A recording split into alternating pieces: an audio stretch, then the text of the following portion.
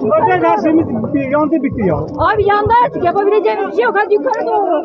Ya bir şey patlayabilir. Uzaklaşalım. Ya bu itfaiye nerede kaldı ya? Bak ya bu. 15 dakika oldu, itfaiye yok. Hadi lan kaç bu yerler tutuştu kaç.